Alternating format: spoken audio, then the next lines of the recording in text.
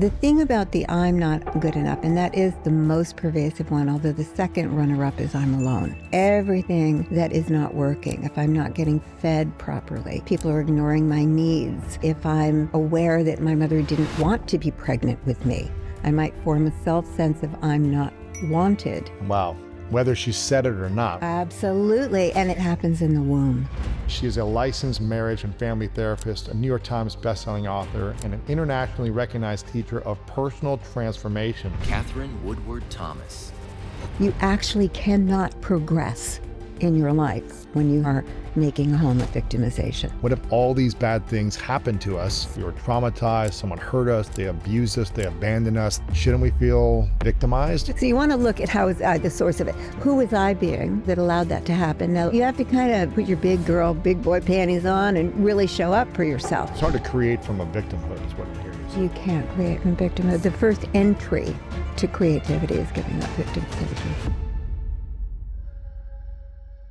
Welcome back, everyone, to the School of Greatness. I'm very excited about our guest. We have the inspiring Katherine Woodward Thomas in the house. She is a licensed marriage and family therapist, a New York Times bestselling author, and an internationally recognized teacher of personal transformation.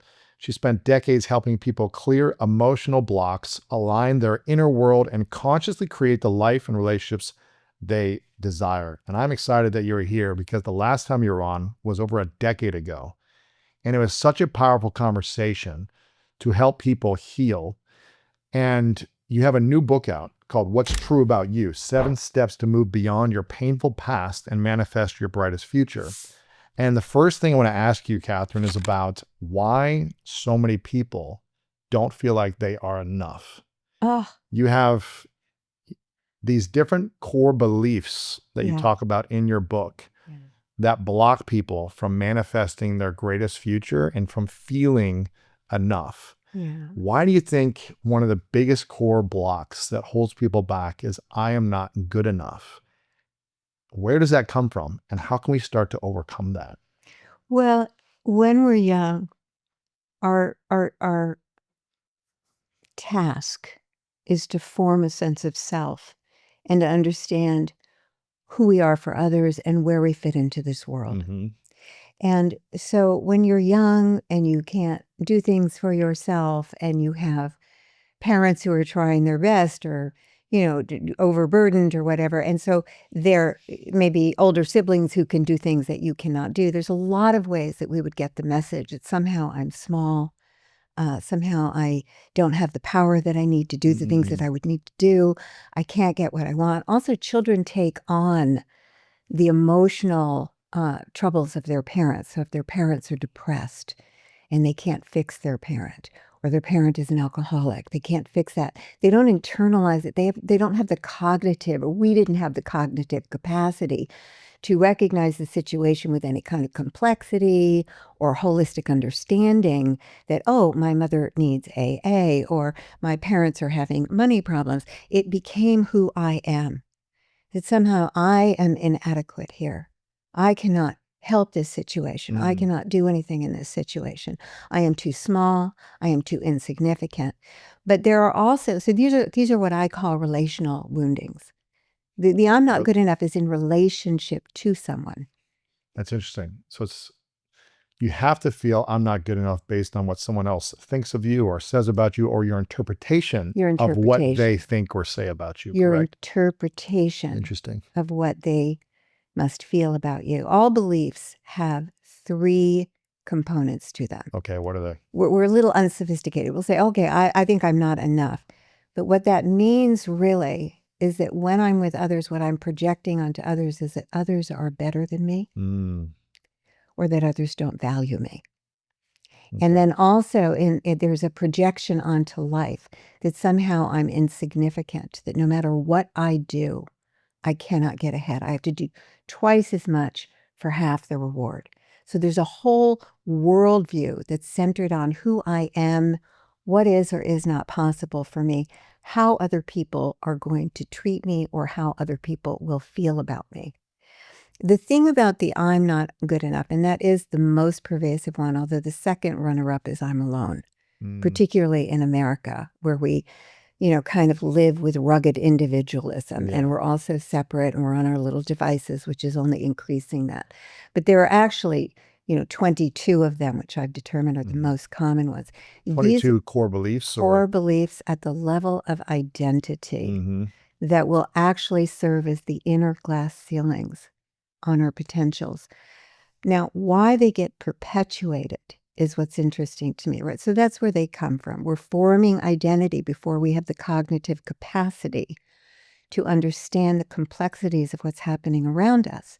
So everything that is not working, if I'm not getting fed properly, people are ignoring my needs. If I'm, aware that my mother didn't want to be pregnant with me, I might form a self-sense of I'm not wanted. Wow. Whether she said it or not, maybe she said something about it, or maybe she just gave energy that she's frustrated with you, and you think, oh, she really didn't want me. Absolutely. It could be any interpretation, right? And it happens in the womb. Oh, man. There's scientific evidence, and I cite the evidence in the book. There's scientific evidence about how consciousness at the level of identity is often imprinted in the womb. Based on the mother's identity? Based on the mother's feeling towards the fetus. Oh my goodness. So there's one study that one story that I put in the book about this baby that was born that would not take her mother's breast when she was born. She refused the mother's breast. So of course the doctors are crazy and they're trying to figure out what's going on because the mother has milk, but the baby won't drink the milk. They bring her to another mother who has milk, and the baby drinks that milk. Come on, really? So the doctor comes to her and says, wait a minute, what's going on? What really was happening? And the mother finally admitted, well, I didn't want her. I only had her because my husband wanted her, and I really want nothing to do with the baby. Oh my gosh. So the baby knew that.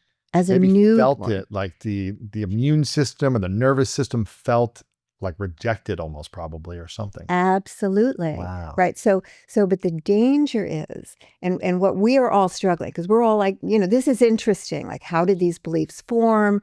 Where do they come from? What I'm interested in as a person who is committed to helping people to actualize their potentials, become the highest and best, most authentic version of themselves, live out loud, be like a shining star shooting through the sky in this lifetime. Like, really, that's why we all came here. So what I'm interested in is, why does that pattern keep showing up over and over and over again? And that's what the book is deconstructing. Well, yes, I guess one is identifying, you might be living with one of these beliefs, which is, I am alone, I am bad, I don't belong, I'm a burden, I'm crazy, I'm damaged goods, I'm different, I'm disgusting, I'm not enough, I'm a failure, I'm not important, I'm invisible. All these things. Yeah. I feel like I felt all those at some point in my life, right? It's like every one of those I could identify with a time where I am stupid, I'm not safe, I'm powerless, I don't matter. Yeah. I'm too much, I'm unworthy, I'm not valuable, I'm not wanted, I am wrong. I can relate to all those at some point in my life.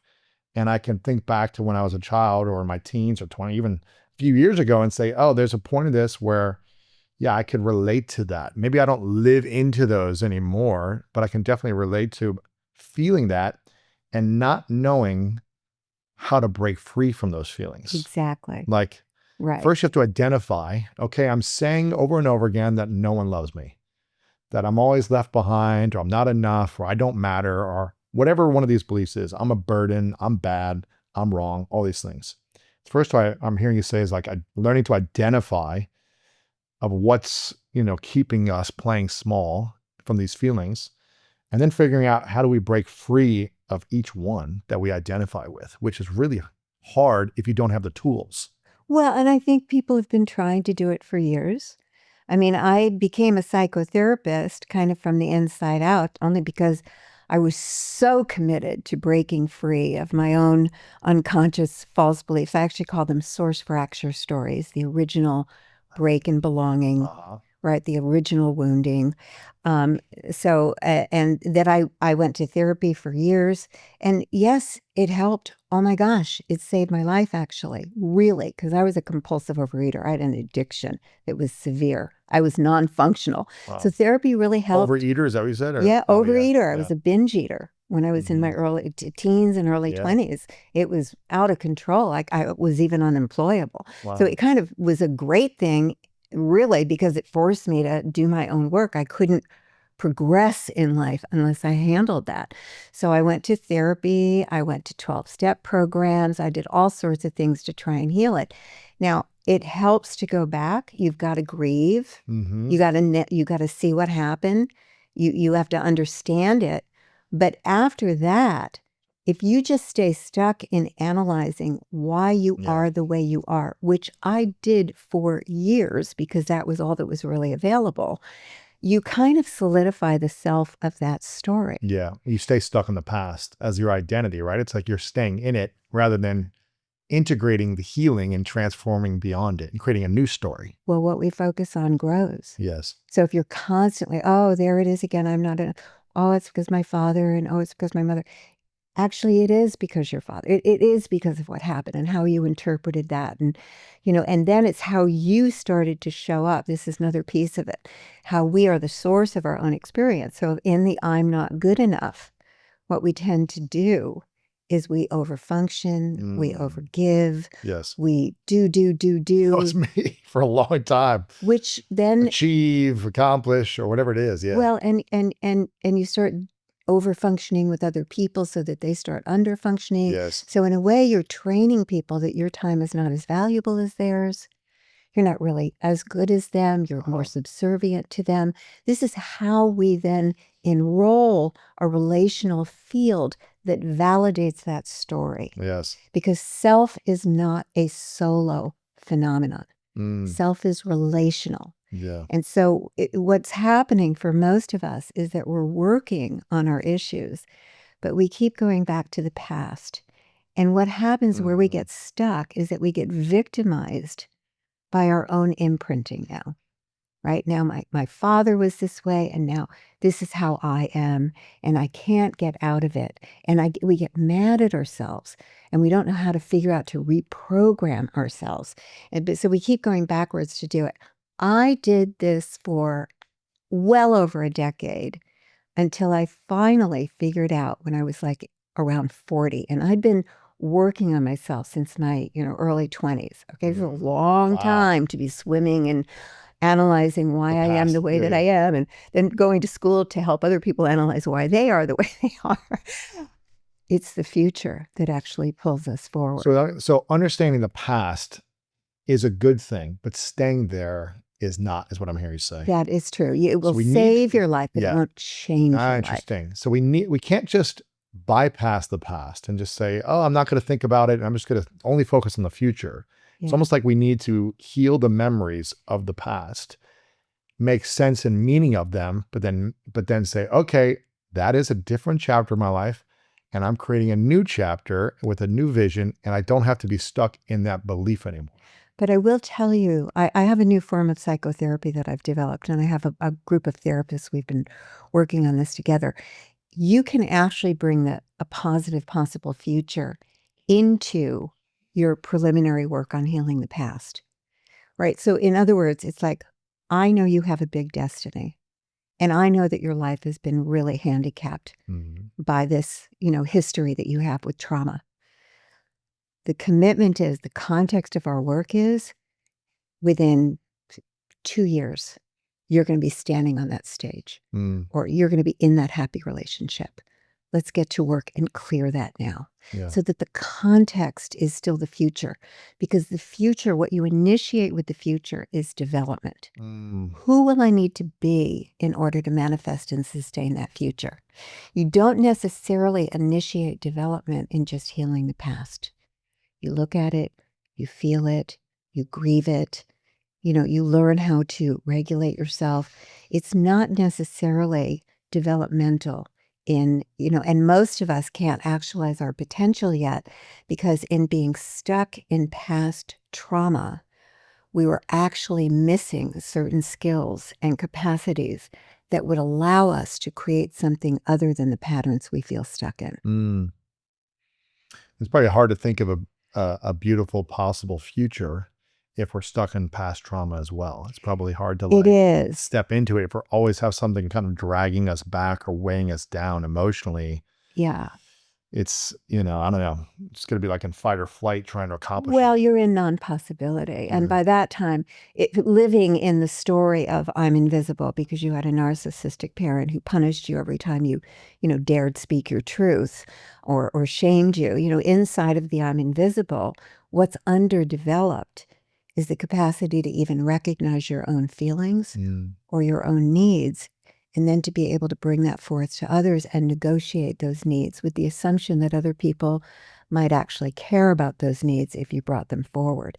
That's like a whole new concept to someone with invisibility, because the invisibility projection onto others is that other people don't really care about my feelings and needs, so why would I Yeah, bother because telling every them? time I try to talk, they shut me down or they don't pay attention, or it's the interpretation of what happens in relationship to others, right? Yes, and then there's a deeper level of complexity. I'm going to bring it all in because you have such a great audience who's following you and knows all this stuff already. But if you're in a now I'm invisible and you know that you need to speak up and tell your truth, what you might not know is that you're speaking through the filter of other people don't really care about me and other people are selfish. If you ask somebody for what you need through the filter of other people don't care about me, it's gonna come out like, well, I want a glass of water too, as opposed to, hey, Yeah. honey, would you get me a glass of water? Right. Right, which then makes people defensive and will get your own, right? That's how we're generating our own experience, through the consciousness that we're centered in. Yeah, and you used a word earlier about enrolling people. We're enrolling people in our relationship on how we show up and how we communicate based on an interpretation of our past and based on our beliefs. Yeah, globalizing that.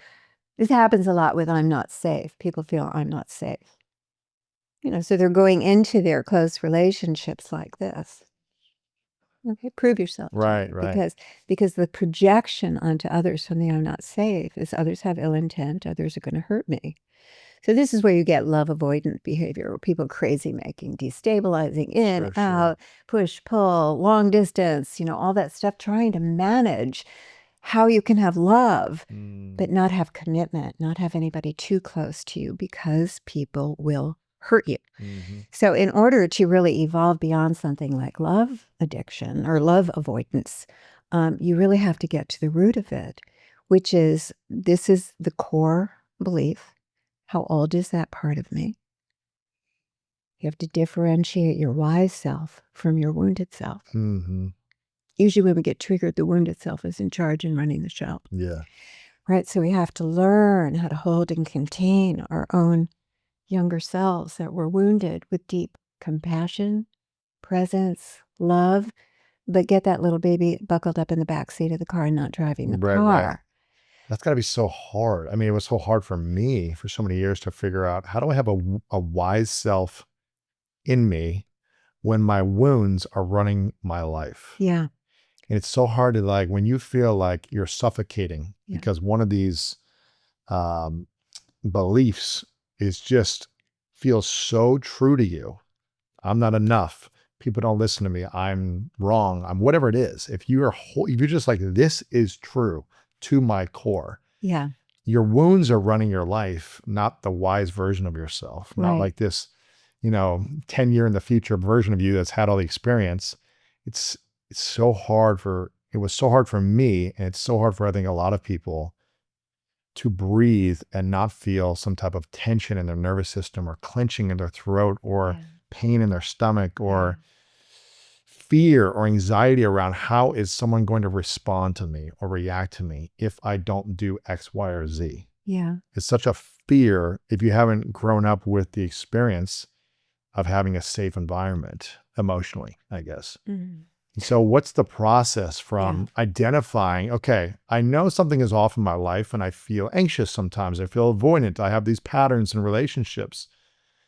Once someone is able to identify that and they know they want a greater future, they want to be able to create something more beautiful in their life, what is the process afterwards to start healing and start leading with their wise self rather than the wounded self? Yeah, beautiful question. Okay, so in the 7 steps of moving beyond your painful past, where we begin is with a positive, possible future.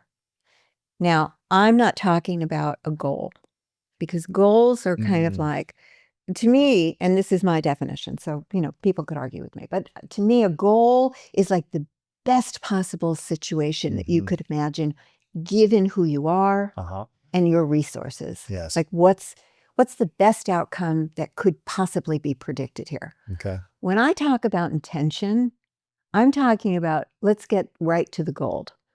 Let's get outside of your current identity, because the I'm not good enough is not going to think big enough. And the truth is that what's coded in our souls is so much grander. I mean, this is what you're waking up in people. It's why people love you. School of greatness, School of greatness. Not the school of average. Yeah, exactly. or school of best you could think you could be, Oh, yes. Yeah, no, it's school of greatness. Like, what is that seed of greatness, even if you have no evidence? What did you come here to create? What were you born for? Let's go. And let's go. So somebody's hungry for love. I don't want you just dating better people. I want you to go for the gold, even though you've always had crappy relationships. Go for the highest and the best. Go for like a Lewis and Martha situation. You know what I'm saying? So or with finances. So whatever it is, your career, your self-expression, your artistry, your music, whatever it is that you have in you. Now, what I have found is when I sit with people and I can see that with them as the practitioners, why I'm creating this new form of therapy, and I have a coach training too, but because the practitioner sponsors that dream. Most of us were not sponsored in our dreams. And as a matter of fact, if you kind of bring in the element of fairy tales, most of us were kind of cursed. Who do you think you are to do that? Oh, don't you do too big for your britches. Sit down, quiet. You're causing too much trouble. So a lot of us were kind of we fell under the spell of that curse. So we really begin with a positive possible future. There was a study done by two women in 1986, Paula Nurias and Hazel Marcus. And they wrote an academic paper on it about positive possible selves. And what they saw, now positive possible selves is like the best case in an Olympic gold medal winner, or the actor standing on stage receiving an Oscar, right? Or it could be a negative possible self, which many of us have and are trying desperately to avoid. Be dead or go to jail or whatever. Homeless or whatever it is, right? So, but the future that we're living into, what they found is the future that we're living into actually determines our current motivation and actions even more than the past does. The future we're living into, we're dreaming about, has more impact than what? Would you say it again? Than the past. Wow. So here we are doing our work on personal development, looking at the past, as though there's some kind of mystery. Like, if I get to the bottom of all of it, then I'll finally be free. But it's actually the future that holds the key. So claim a positive possible future, even if it just seems like the craziest idea. Think about it, is what you're saying. Especially if it's the craziest And claim it. How do we claim it? Is it a way of writing it down, speaking it into existence? Is it thinking about it? It's an intention. It's a visioning practice. Like, what does it feel like? We bring the future into the present. Yes. We're all starting to get hip to this mental rehearsal of seeing yourself. Obviously, athletes and musicians have been doing this for years. So you bring the future into the present, and it is for some people who live in a very small identity, I'm not good enough, I'm not worthy is a big one. I'm not worthy. Just the idea, like just trying to get the idea of I have $1 million just sitting in my bank account that I don't even need. For someone who hasn't, I'm not worthy. You feel like your identity is stretched on a rack, right? So we sit with that. We open ourselves up to it. We open our receptivity, and then we bring it in like our imagination. What does it look like, feel like, sound like, taste like? Who am I here? How are others relating to me? What's the intention that I could set that would initiate what I call a future pull? I think that was a Wayne Dyer originally created, a future pull that begins to inform my development in the direction of that dream. In my decision making today. Yes. Because in order for that to be possible, I have to start doing things differently, thinking differently, acting differently, different routines, different habits, right? It's like you can't be living based on the past story anymore. It's towards a possible future. Yes. You're living into the self of your future. I mean, this is the practical way that this looks like. So back in my 30s, when I first started to discover this, I was so shy, I could not look people in the eye. I was painfully shy. Obviously, I had problems making friends. You know, I couldn't really get work that I wanted. I mean, life was not working for me. I'd been like kind of screwing up for many years, trying to figure myself out. I really hadn't had any successes. But I started to have this, what I thought at the time was this bizarre sixth sense. And I remember even telling my mother at one point, I think I'm going to be talking to thousands of people one day. This is even before the internet, right? Like, how is that going to happen? Like, you never know the how to. You can't get stopped by the how to. So I didn't know how to create something like that. I wasn't even sure I wanted something like that. That was just my sense. Like, that's the future that's calling me. We have to tune into that. And instead of dismissing it, I took it seriously. And the only thing I could think to do was to start articulating, you know, who I was in that future. I am a world-class leader of love. I'm a impacting, you know, hundreds of thousands of people to awaken and to expand their hearts to love. That was what I did at the time. And then I'd practice walking down the street from that center. And I remember going into Starbucks. Now, my usual way of ordering my morning coffee was, I'll have a latte, please. You know, my little shy way. Walk in. I'll have a grande latte, please. You know, I just try on a new way of being. Right? Because so much of it is like where we're centered at the level of identity is informing who we're being. So that's how I started to discover that that's how you begin to find your way to that future. And then what's that going to require of me? Well, at the time I made a very good decision. Thank goodness. I thought, well, I don't know how I would even begin on that, but I do know that if I'm going to be speaking to thousands of people, I better make sure I have something to say. Yeah, of course. Right. So then wisdom became my North Star. Like, getting some wisdom. Yeah, exactly. Let's get some wisdom here. But the first step is not thinking about the past. It's actually claiming a positive possible future. Yes. And the second step is to name your source fracture story. Is that essentially the first time you felt wounded that caused the belief for you? So in every area of life, we tend to have one specific source fracture story that's really holding us back. One moment, one instance, not like someone might have a lot of things that happen to them. Yes. But you're saying one kind of core. I am not good enough to do this. Yeah. That becomes the core identity in that area. I know mine. Yeah. It's being sexually abused when I was 5. Oh. Because that was like the first memory that I have. Wow. And then it was just like, oh, I'm not lovable. I'm not enough. I'm abusable. All these things, right? It's like, and then it was almost like I emotionally found that in every other area of my life until I was about 30, until I was like, oh, I'm living in this kind of what you call source fracture story wound still. And I'm driven to kind of overcome that wound, but I haven't healed it yet. I'm driven to try to like feel enough to feel worthy by accomplishing and getting bigger and stronger and all these different things. Right. Well, the overcompensating is a big deal. Driven to overcompensate. Driven, but it still didn't feel enough. It doesn't do it. Right. So it's like, what am I, and it was like, why don't I still feel enough when I'm accomplishing all these things? It's like I had a big future, but I wasn't able to heal the past still. Right. So it's kind of masking the Well, wounds. I think that's where people are. Yeah. That's why people are frustrated. Yeah. Yeah. Exhausted too. Yeah, and exhausted. Because you can't work hard enough to get over that. No. You can't analyze it enough to get over it. You can't outrun your past. You can't. But what you can do is you can isolate it with the simple question, how old are you, sweetheart? You, the adult who has wisdom and depth and capacity, can turn to yourself and say, sweetheart, how old are you? And where are you in my body? Now there's 2 of you in the room. Right. And what we want to make sure is that you're not taking action from the wound itself, because you'll only create more evidence. Yeah. And learning how to then begin to mentor that younger self.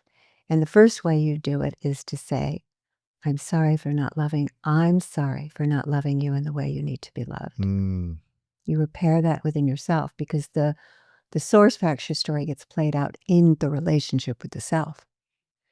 I'm sorry, sweetheart, for abusing you. Some men are uncomfortable with sweetheart, Right. little Lou, or Yeah. whatever, what do you, buddy, or son. Yeah. But let me just tell you, Go ahead. if people can't locate their adult self, think about who you are for a friend in need. You are that person already for other people. Yes. Think about the parent you are. Think about the leader that you are at work. Yeah, great way of, for people that are coming for the first time, it might sound weird that you're thinking there's two people in the room, but I've talked about this a lot in terms of like, if people understand internal family systems, and it's like the different parts of you, and we've had these types of conversations, similar types of conversations. So hopefully my core audience would understand this concept. But if someone's coming for the first time, they're thinking, what are they talking about? There's two parts of you and one person. We have these wounded parts of us from childhood, the psychological memory within our body, that when I get triggered from something based on a wound, and if I'm not aware of it and catch myself, I'll react based on the wound versus respond based on the wisdom, like you said, that wiser part of me. And so it's just learning how to respond to things that might trigger us from the wisest version of us, from the higher version of us, rather than from the wounded version of us, is what I'm hearing you say. And that's what, Katherine's talking about here, is when you're coaching a friend who maybe is going through a bad dating experience, and let's just say the guy is not, whatever, being attentive or not being kind or cheating on your girlfriend or whatever it might be, and you give that person advice and say, you're better than this, you deserve more, create a boundary, leave this guy, whatever it might be. But sometimes we don't know how to do that for ourselves, but we can coach someone else. And so what I'm hearing you say is learning how to coach the wounded version of us inside of us. Absolutely. And how to calm down and how to say, hey, I've got you. I'm here for you. You're safe. I'm parenting you, essentially. I'm coaching you. I'm mentoring you. And let's make a better decision together from a safer space. That's what I'm hearing you say. Beautiful. Right.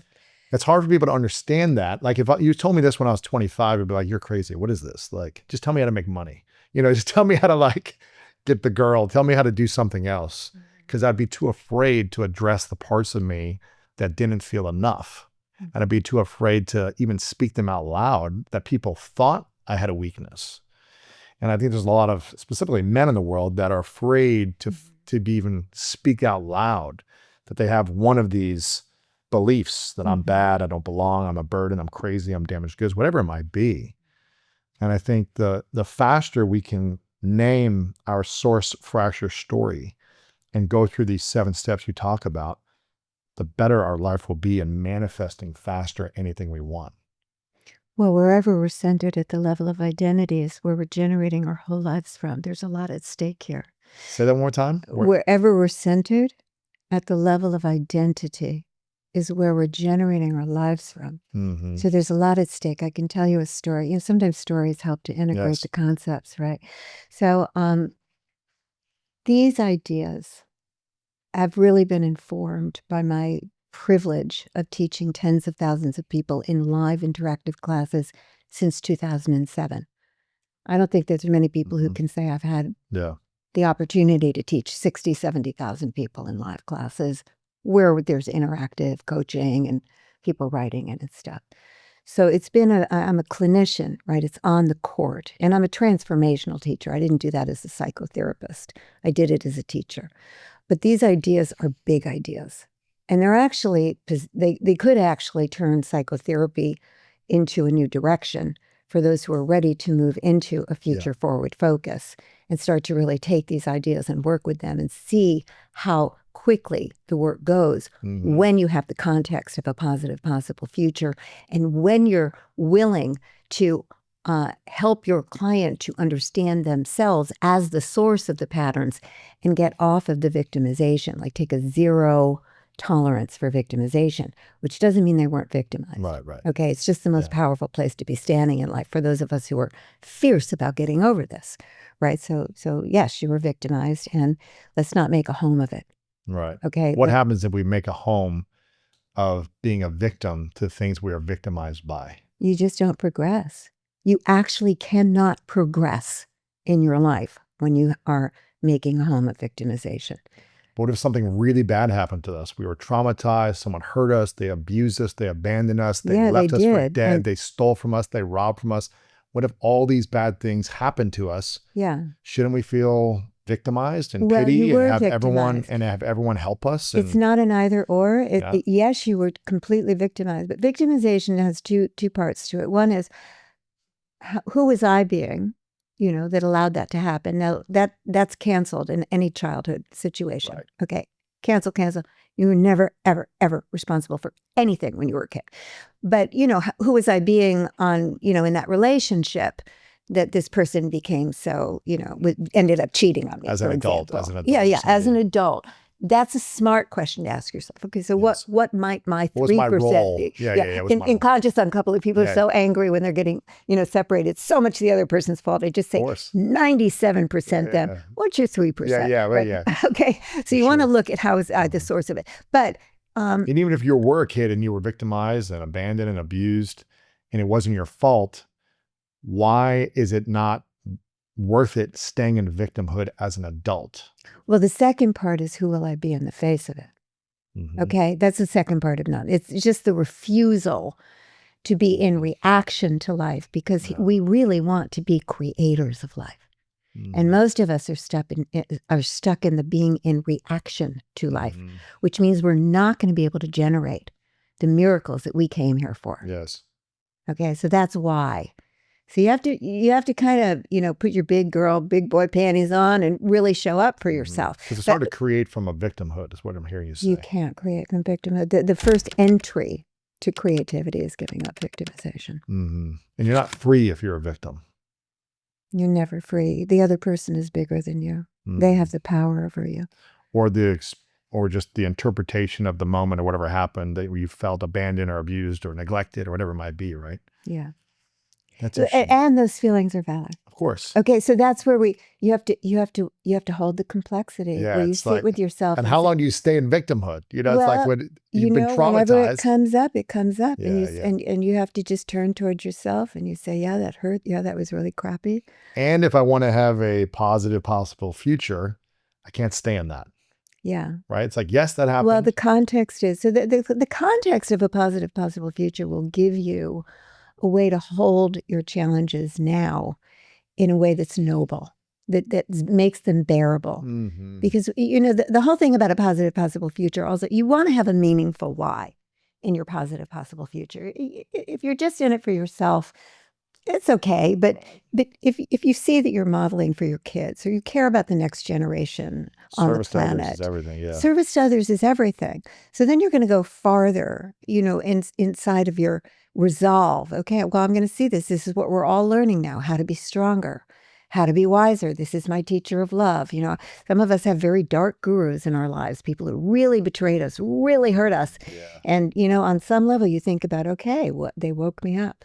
I will never give my power away to another narcissist. Gosh. That won't happen again. Painful though, Ooh, yeah, life lessons, man. Woo. So we got to name your source for your story. Would that be like me naming the time I was sexually abused and be like, okay, I'm naming this? What the I am. So you're not going back into the trauma. It's looking for the identity you formed. One of those 22. Yeah, I'm not loved. Yeah, I'm not enough. I'm not enough. I'm not lovable.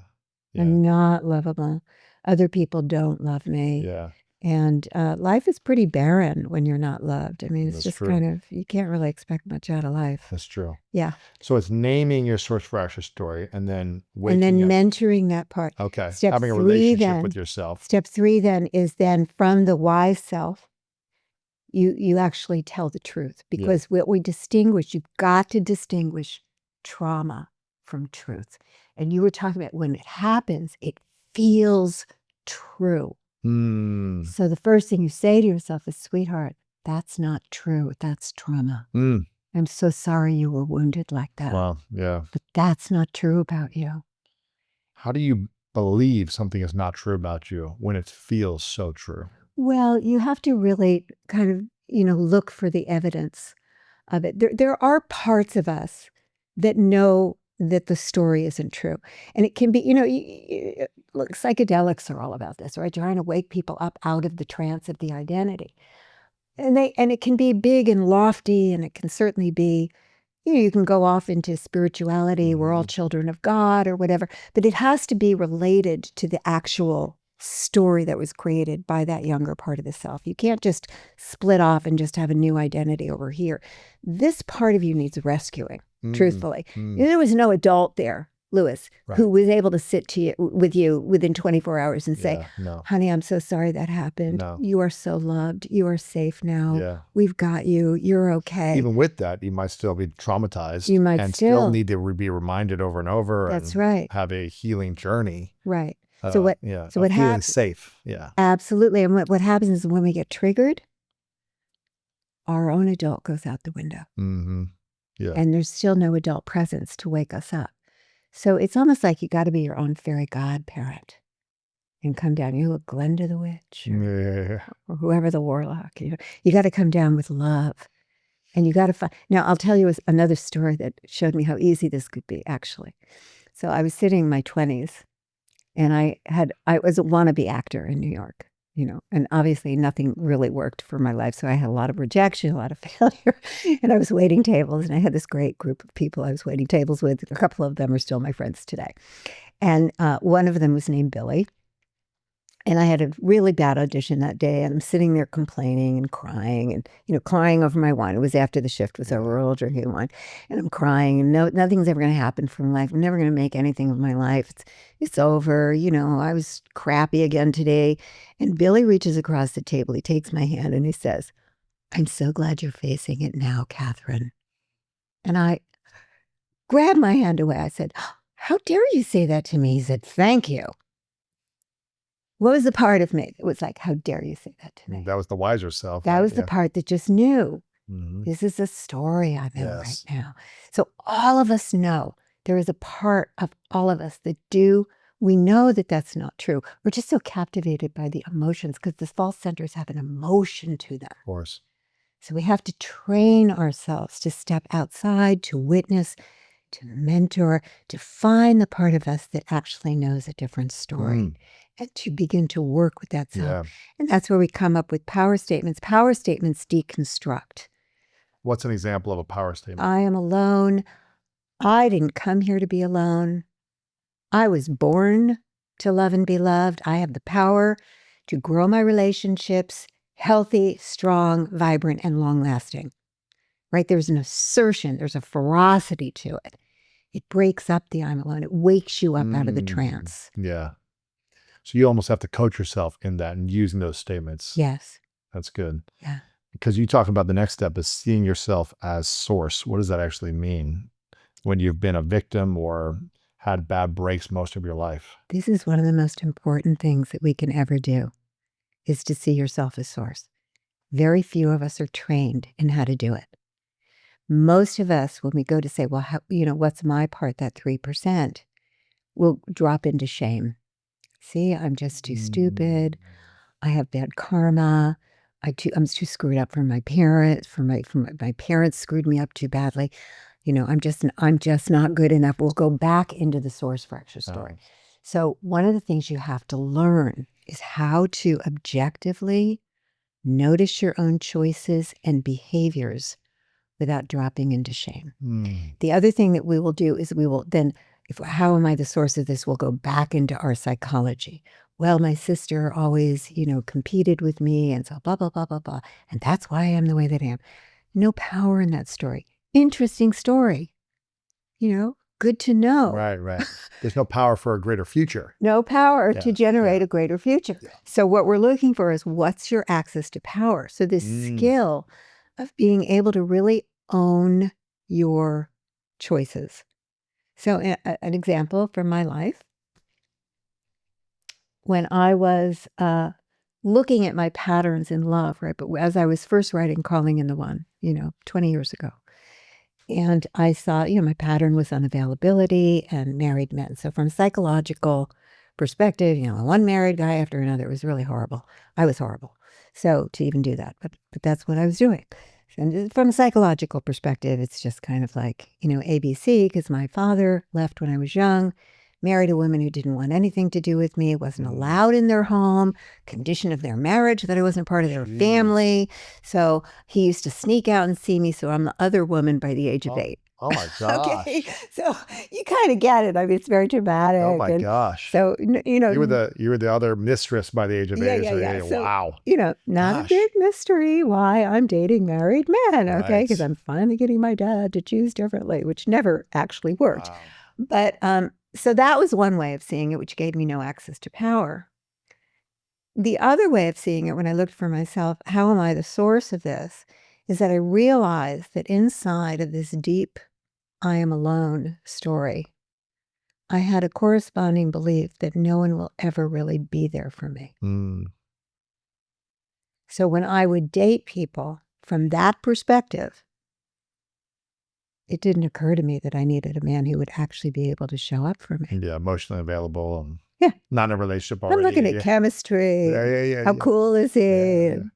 Like what car is he driving? I don't know what I was looking at, but it wasn't that. I wasn't looking at his character. Yeah. None of the things that actually matter.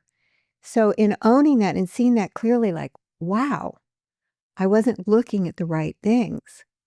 There's no shame in that. And actually it was off my radar, right? So there's no shame in it, but that was key to recreating my criteria for the man that I was looking for. Yeah. Right. And then I was able to find a man and get married and have a great relationship. And, so that changed my life, was seeing how I was the source of it. Because once you identify the old way of relating, how you were generating that story, you can just flip it to what's the new way of being. Okay, here's my new list. This is what I'm looking for. I mean, I know it sounds easy to say, okay, once you're aware of the old way of being that you've been for so long, we can flip it into the new way of being. But we've lived an identity of that old way for 20, 30, 40, 50, whatever, how many years of that way of being. Yeah. How do you grieve and kill off an old identity, essentially? Maybe not killing off, but it's like you're shifting an entire lifetime of being and all of a sudden saying, I'm just going to be different today. And I'm going to think differently. And I'm never going to go back to this old past. And it's all going to be easy. Like, it's hard sometimes for people to transform into a brand new person, a new identity they've never stepped into consistently. And letting go of a familiar comfort zone, even though they might have been living in pain and suffering, it's familiar pain and suffering of an identity, right? Yeah. And even if you step into a more powerful identity, people just don't know how to do it. Yeah. It's unfamiliar. Even if it's better for you. You're absolutely right. That's exactly where people Even if it's better, it's unfamiliar. Right. So now you're in step 6 and 7. Okay. Well, so we're at step 5 first, so 5 is new ways of relating. Identify new ways of relating. Identify new ways of relating, which you will not know how to do. You don't know how to do. You're like, I've never done this before. I don't know how to have boundaries. No. I don't know how to have courageous conversations. I don't know how to say I don't know how to have faith in the goodness of life. Yeah. Right. I don't know how to trust people. Yeah, whatever. You do not know how. No. So it's really important that we take the how-to out of it. Okay. Okay. And just say, well, that's the new way of being, because step 6 is to embrace a growth mindset. Yes. Okay. And that's when I was talking about before, about when you have a positive possible future, it will initiate growth in the direction of that dream. Yeah. You are not yet the person you will need to be to manifest and sustain that future. If you think back to when you first saw the vision of what you have today, Louis, you were not the man that you needed to be for that future to happen yet. No, but the future excited me though. And I was hungry to learn and grow and develop. And, it's in 2 weeks, of recording this, it'll be 13 years since I launched the show. And I remember before launching the show, like a year before, and I was kind of in this transition phase.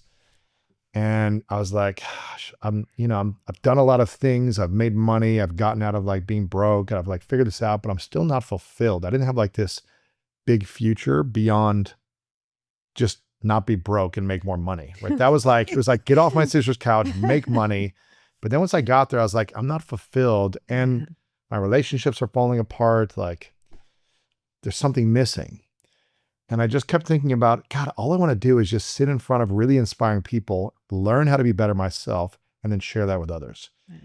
And that has been every single week for 13 years, showing up and doing that, doing it not perfect all the time. And, go back to my old self at times, all these different things, but it's like, I'm constantly showing up.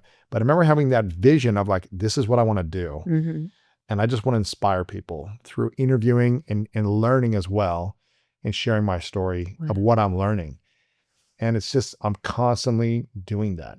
And you're still growing. Still doing it. You're learning all the time. 100%. Yeah. So when you have the courage to set a bold future that's outside of who you currently know yourself to be, you can expect a jolt in the direction of growth. Yes. Which by the way, isn't always pleasant. Usually the first act of creation is destruction. So things start falling apart because you've got to get rid of the structures that have been locking your old identity. Or relationships that have been relationships whatever. And things start blowing up. You get fired from your job, like all sorts of shenanigans happen. Like that future is not kidding. That future wants you, right? But it is to recognize. But if you know that boundaries are the key to your new life. There's a lot of books on boundaries. There's a lot of weekend workshops on boundaries. I would rather somebody put their efforts in personal development, personal growth, transformation, and healing into that development rather than go back for the 18th time and talk about what your father did when you were 4. Yeah. Okay? That's where the real gold is. So we have to recognize that this is a developmental journey. When you got stuck in trauma, there were skills and capacities that were missing. When you were alone in life because you were a latchkey kid or you were neglected, you were left alone for hours at a time, you didn't learn how to be vulnerable. You didn't learn how to engage conflict in a successful way. You didn't learn how to reciprocity or mutuality in relationships. You only learn self-sufficiency. Or how to receive and relate. It's like how to receive. It's like all the things. If you don't feel worthy, how are you going to feel like you can receive something? That's right. You're going to say no, thank you, but no. Whether it's a gift or someone buying you lunch or love, you're going to always kind of be emotionally, psychologically, or physically rejecting love if you don't believe you're worthy of receiving it, right? In some way, right. Or feeling guilty by receiving it. But or there whatever, is a right? part of the person who's worthy. That's a very hard one to overcome. And you're basically living as a servant to others when you don't have an I'm not worthy. You're showing up kind of subservient everywhere. Really? That's one of the ways of being that could generate. But there is a part of you that knows it's a wound and not your destiny and not your truth. So that's what we're looking for. It's and the book is it takes people very, very step by step. So, and the growth mindset is embracing the growth mindset is step 6. Step 7 is making those new choices and taking new actions. Yes. Which is, correct me if I'm wrong, how we integrate the new identity. It's like by making new choices, taking new actions, you're stepping into something you've never done. You had 10, 20, 30, 40 years of an old identity. Now you're doing new actions, new choices. And it takes time to kind of integrate saying, I'm safe in this new identity. Is that correct? Yeah. Yeah. Well, it's actually where the rubber meets the road. Yeah. And here's the thing. Things can change so quickly. Once you understand how you're creating evidence for the old story and you make a different choice, and it can be very, very subtle. A lot of these things are very subtle. Yes. When I divorced my husband, which was the foundation of conscious uncoupling, I found myself back out on the dating pool, right? Which was kind of weird because now I'd written Calling in the One and I had some weird experiences there. People say, well, I'm not the next one or whatever. It was an awkward situation for sure. But I remember one of the things that happened is that I started automatically recreating the old pattern of unavailability. Really? Yeah. Like that pattern is just sitting there, ready to bounce. Yeah, he came out. Yeah. Like you actually have to generate your life. Yes. You have to create a different future. If you don't create something consciously, your past will determine your future. That's just what's so. That's true. So I noticed that was happening. And so I went in and I did some work on it. One of my false centers, my source fracture stories, and by the way, there's not only just one for every area. Sometimes they're kind of intertwined. They're intertwined a little bit, Yeah. but you work with the one that has the most energy in that moment. Okay, so the one that had the most energy in that moment for me was I'm not wanted. And one of the ways of being in the I'm not wanted is overgiving your energy. Sure. Because you're kind of anticipating people are going to reject you. So you got to be kind of a salesperson, right? You got to be like in their face a little bit and tap dancing and, don't reject me, So, but what happens is, of course, it makes people back up. Again, needy, how we're the source. Needy, clingy energy. Yeah, it's right? yeah. And then people back up. Yeah. And they're like, see, they don't want me. Yeah, exactly. That's it. So I realized that sometimes with men, if I liked them, that I would come on too strong, that was like a nervous thing that I did. So with my beautiful partner, Michael now, on our very first date, I knew this about myself. So the new way of being was to hold my energy in, to just bring my energy in, to kind of hold myself, be more self-contained. Yeah. So that when I walked in the room, I was self-contained. I wasn't over giving my energy. You were like a golden retriever, like, love me. Yeah. Which gave him a chance to get to know me. Yeah, of course, yeah. And he actually fell in love with me that night. So, great. It doesn't have to be, it can be very quick how life changes. It can be. That's true. So a lot of it all is based just, on your way of being. Absolutely. And being self-aware and self-responsible. What would you say then is the difference between healing yourself and transforming yourself? Well, healing, I say, is the domain of the past, but transformation is the domain of the future. Mm-hmm. So healing, again, is about regulating yourself, facing the truth, understanding what happened, recognizing that you are not that, learning to regulate yourself, all of these beautiful things. And so, there's a piece of healing where you just have to be witnessed and held with love. But there are parts of us that will always be healing. Of course. It's a journey. It will, every New Year's Eve, I might feel sad because someone died on that day. Mm-hmm. And so so a lot of it's about just some of these pieces of ourselves, we just need to learn how to hold them when they come up with love. We don't have to get to the bottom of them before we can have what it is that we want. And that's the message that I'm really excited to be delivering to people. Yeah. Yeah. So there's healing, which is the domain of the past, transformation, which is the domain of the future. Yeah. And it sounds like identity is the domain of like the present almost, where it's like our way of being is our identity, or our belief is our identity. That's the true you. Oh, no, yeah. That's the true you. That's the true you, because the true you is in the now. Okay. Who am I really? Is it true that I'm not good enough? Oh, I was going to tell you, do we have time for one more story? Yeah. Okay. Yeah. So I was going to tell you this story about so here I am with these big ideas. I've got all these big ideas, and I don't feel good enough to be the one to deliver them. I go, I'm not Brene. I'm not at that level. Right. So who am I to bring this forward? And I'm struggling, but they so want to be born that I'm struggling with the book proposal. I think I struggled for like 3 years in that, trying to write this book proposal. I got frustrated. And I finally just sent it to my agent, like okay, this is what I have, and she read it and she said, I don't get it. Right? Mirroring, yeah, I'm not good enough. She rejected it. Wow. And I was crushed. I was heartbroken. But this is what I realized out of it. Oh, here I am writing this book about waking up from the trance of your source fracture story to be able to create the life that you came here to live. I'm writing it from the source fracture story. You can't create the future from the self of the past. No. You actually have to go into the future and begin to source yourself from there.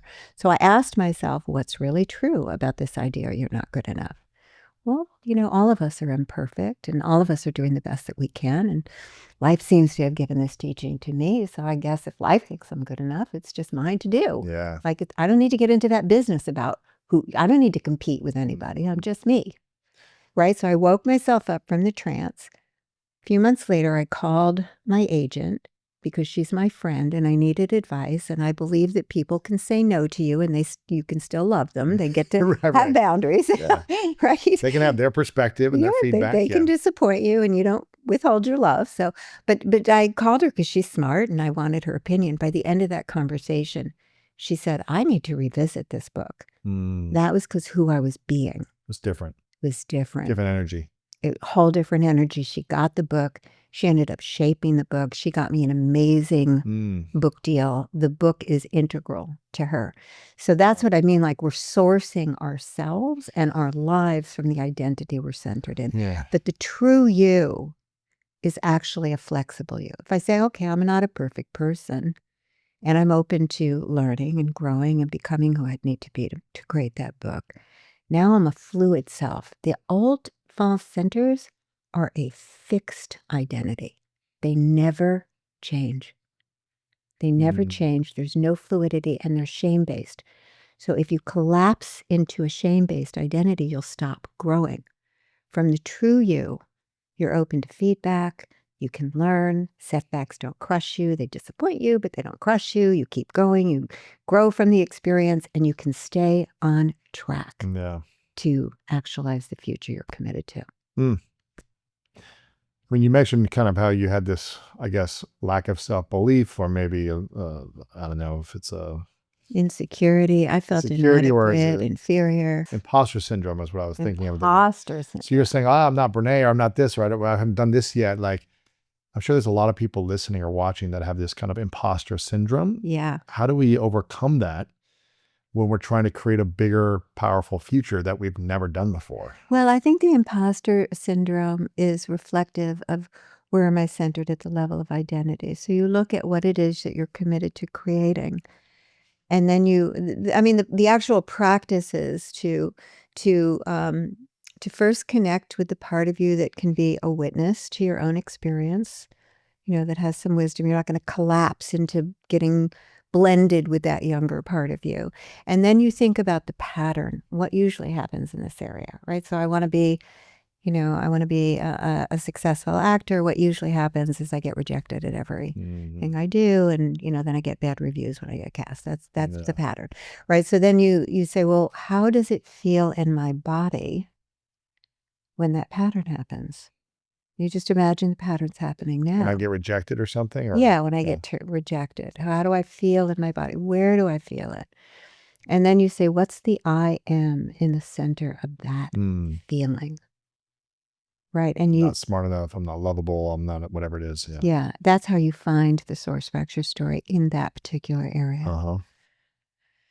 And then you identify, well, I guess then you wake up to the true you, see yourself as source, identify new ways of relating, et cetera, Yeah. and go through the process. Yes. But I mean, you say that transformation lives in the future. And I know I've heard Dr. Joe Dispenza say to remember the future.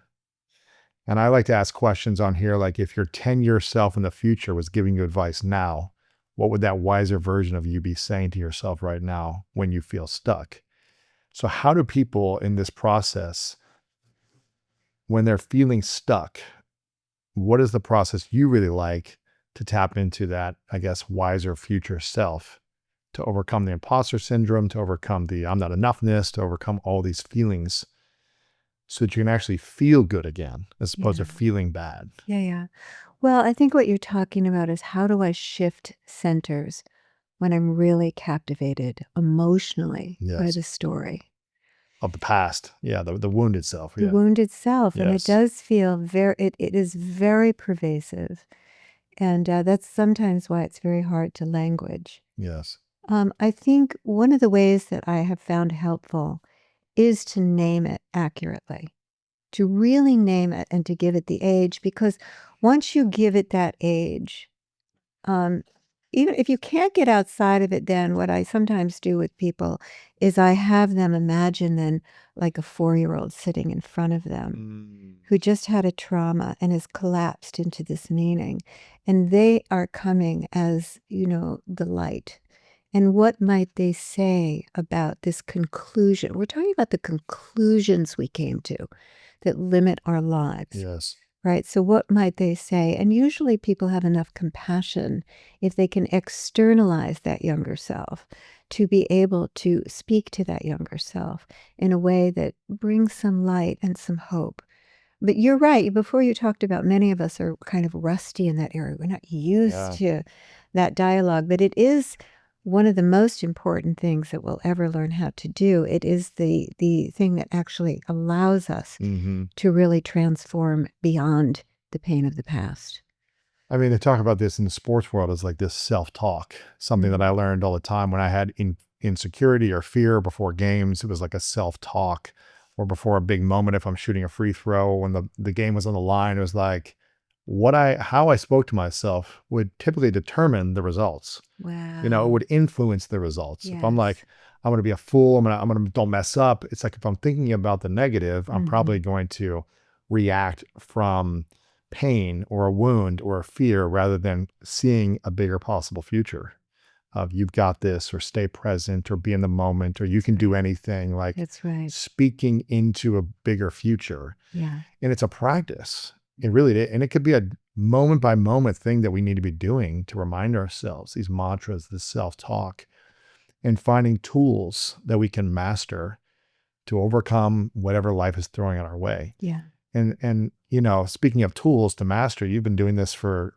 many decades, right? And you've Yes. mastered certain levels and gone higher and higher, or deeper in mastery beyond being a therapist, right? And learning about transformation and bigger ways to transform and heal at the same time. Yeah.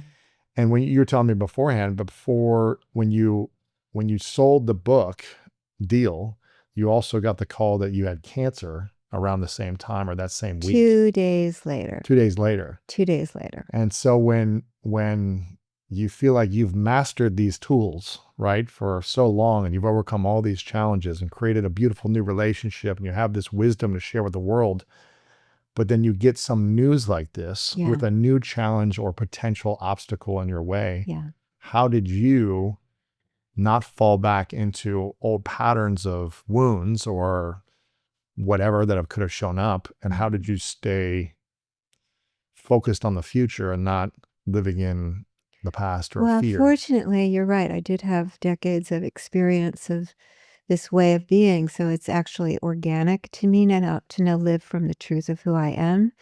And when I collapse into a story, which I do, because that's human. Yes. It's very important people know that this doesn't really go away. You have to learn how to work with it. I don't tend to stay there for very long, thank goodness. That was a really wild ride, right? On a Wednesday, you get this major book deal.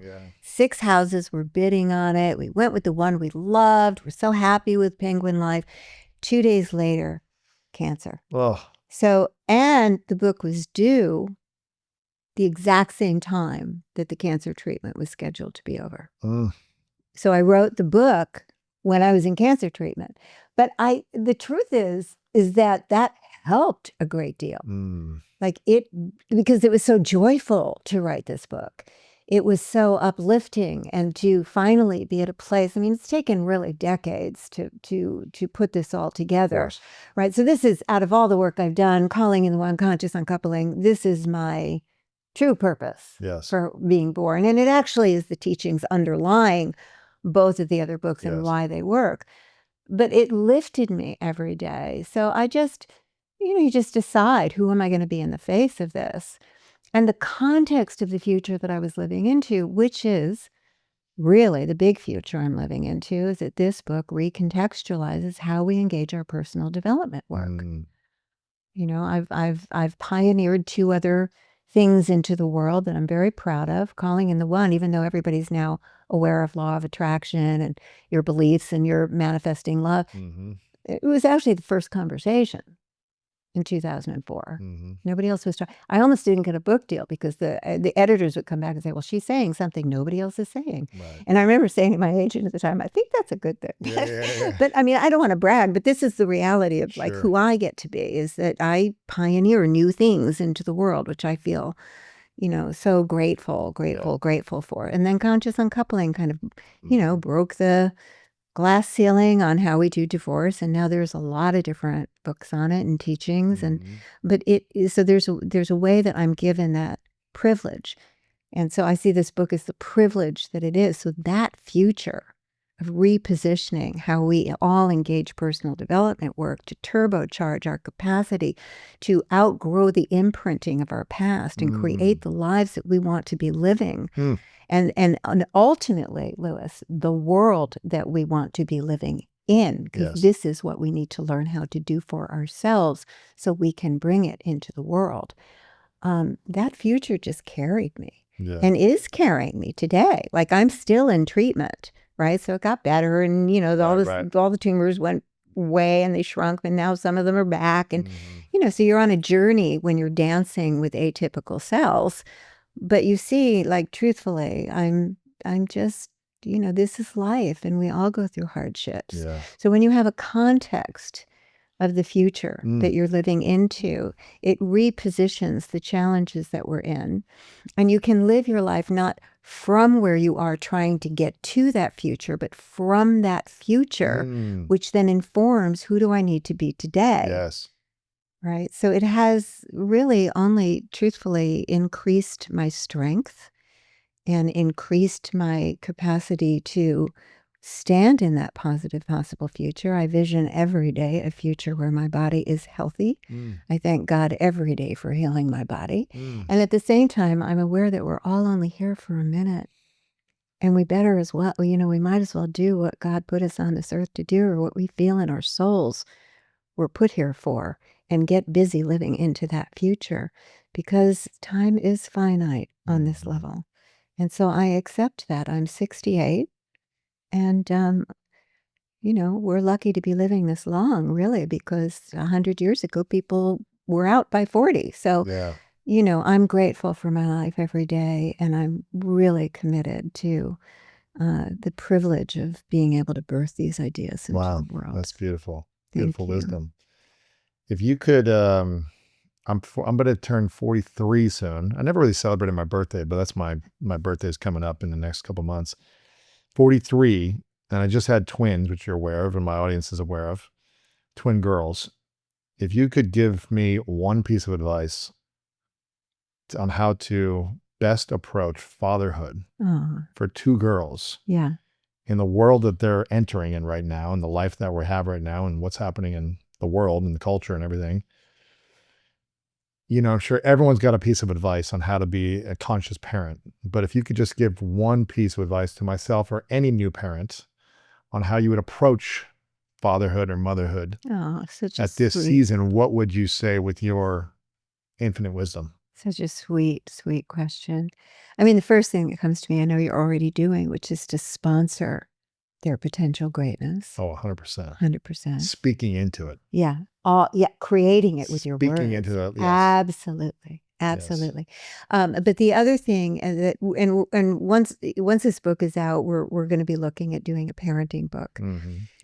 Children are a little meaning-making machines, and they're making meaning out of everything, And you could probably have the best of intentions, and they could interpret it in maybe not the best of ways sometimes, right? It's like, maybe, who knows? So it's to pay attention to the meaning that they're making at the level of identity. I saw this with my daughter when she was 6 years old. My daughter has autism, and she was having a hard time socially connecting. And there was something that happened at school with the kids, and they kind of, weren't nice to her or something. And she immediately, I could just see the collapse in her.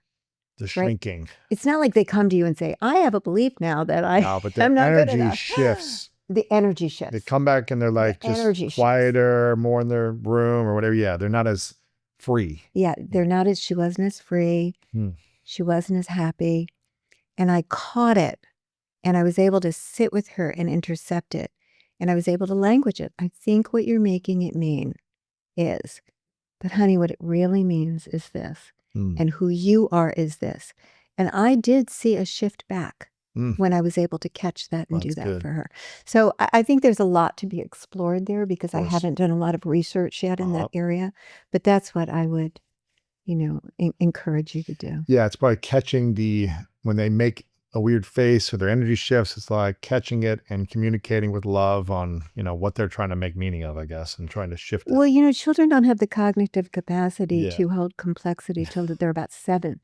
Yeah. So that's why if you look I at thought the Santa Claus was real. It's like until a certain Right, age, you're like, exactly. well, it's not real. It's like you can't see the complexities of life. Yeah. everything's very black and white. Uh-huh. Everything's black and white. So you have to be careful with how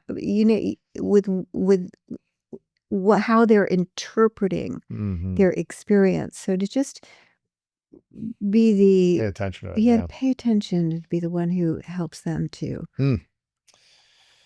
This is powerful. I want everyone to go get this book, What's True About You, 7 Steps to Move Beyond Your Painful Past and Manifest Your Brightest Future. If you feel stuck or if you feel like you haven't been fully living your truest gifts, or you have something you want to bring into the world, but for whatever reason, it's not manifesting yet, make sure you go through this book, because when you break free from your past and you embrace the true you, you unleash your brightest future.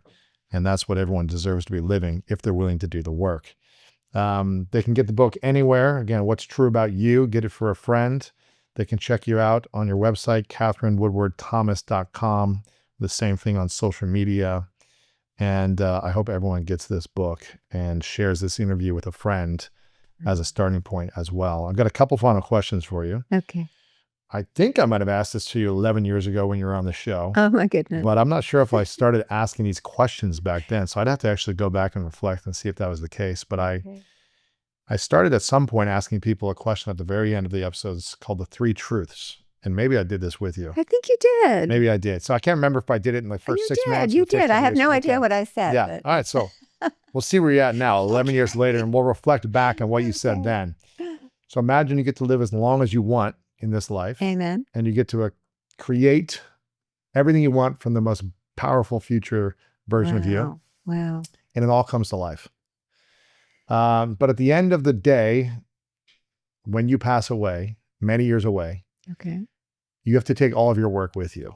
All of your messages, all of your books, all your conversations, they're gone. Okay. Hypothetical scenario. Okay. But you get to leave a final message with the world, your final 3 lessons. I call it the 3 truths. What would those 3 truths that you would leave behind be? You are the creator of your life. The purpose of life is to create heaven on earth. And the essence of who you are is love. Yeah. Yes, it is.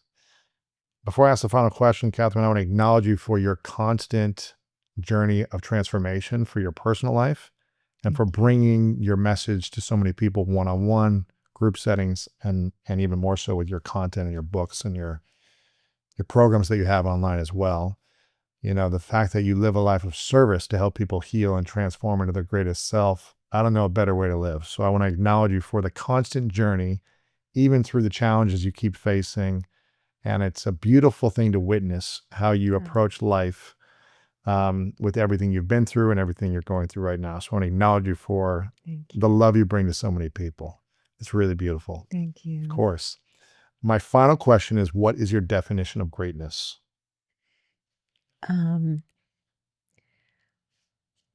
It's to live in the most expansive calling on your life for who you came here to be for the world. And the gifts the golden gifts that only you can deliver in just the way that you can. We're all needing to do that now. Yeah. As the world escalates in tensions and conflict and negativity, it's pushing on all of us to step into that yes to greatness, that call to greatness. So I'm glad we're all in it together. Amen. Katherine, thanks for being here. Appreciate you. Thank you. Thank you. We're all just a puzzle piece in these little humans' existence, and I'm here to love her and serve her. Sometimes that pleases her and sometimes that doesn't. Even with our daughter, it's been striking to me how much everywhere she goes, it's always the external. And so I really look to anchor in that she has such a beautiful heart